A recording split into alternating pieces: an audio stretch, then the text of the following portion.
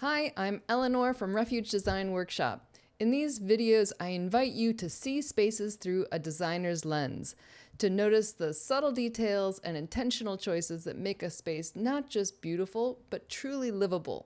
Today, we're taking a closer look at a remarkable living room designed by Patricia Urquiola, and she designed it for Patrizia Moroso. So this is Moroso's home in northern Italy that Urquiola designed for her. Patricia Urquiola is one of Europe's most influential designers, and she has extensive training with some of the great masters of modern design. But she's known for infusing really innovative uses of material, for making bold choices around color, and she also brings in a lot of different cultural references, and all of this brings a result that feels quite joyful, and we're going to look at how that is. As we look at this space, we'll explore Urquiola's unique philosophy of breaking up what she calls design prejudices. So these are the assumptions we make about how spaces should look, what materials should go together, and what constitutes good design. So let's see how she challenges our preconceptions and how that leads to spaces that are both sophisticated and joyful. Every element in this room challenges a different design prejudice, starting with color and material. Urquiola challenges our assumptions about what is proper.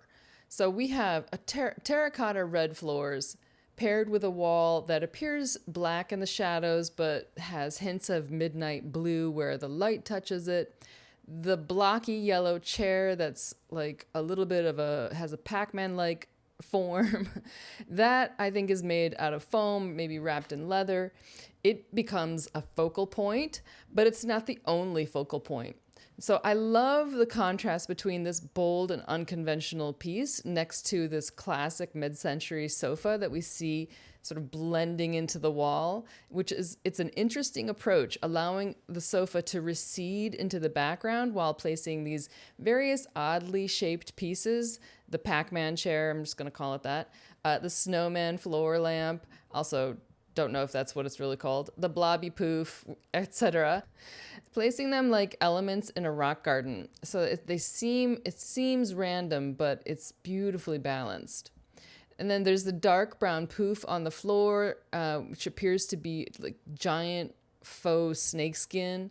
And alongside, there's a lounger covered in a bright multicolored batik. But then we also see these two pink chairs on the patio, perfectly visible through the sliding doors. Until I got to the pink chairs, I thought this is a fairly straightforward primary color scheme: red, yellow, and blue. The red leans more orange and the blue more towards black. The black-blue sets up a powerful contrast to both the red, orange, and the yellow. But what to make of the pink chairs? Technically, they're not in the room. And anyways, we're allowed to break the rules, and Urquiola is showing us how she does it. Lastly, let's look at the large photograph, which is by Senegalese artist Babacar Touré Mandamori. Leaning against the blue-black wall, it's not framed or hung, it's casually placed, which suggests more like art as a lived experience, possibly moving around, here for a while, then we might move it. Also, reading about this room, the house around it, we learn that Moroso's partner is Senegalese, which explains a bit more about the mix of cultural influences that appear throughout the space.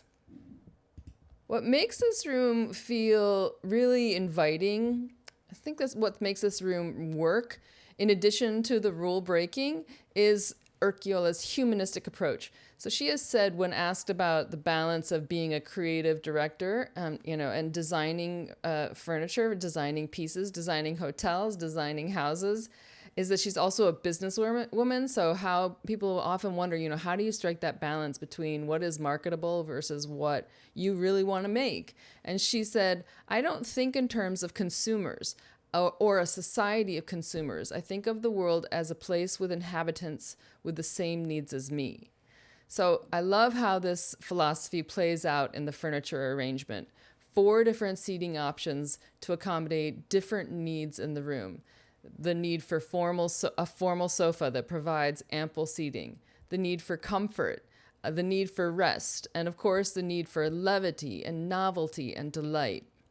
So rather than imposing a single idea of how people should sit, Urquiola has created a playroom of places to sit that are beautiful and engaging. Patricia Urquiola's approach to this living room demonstrates how breaking through our design assumptions can open new possibilities. When we move past our preconceived ideas about materials, our self-imposed limitations about color or about what makes a beautiful design.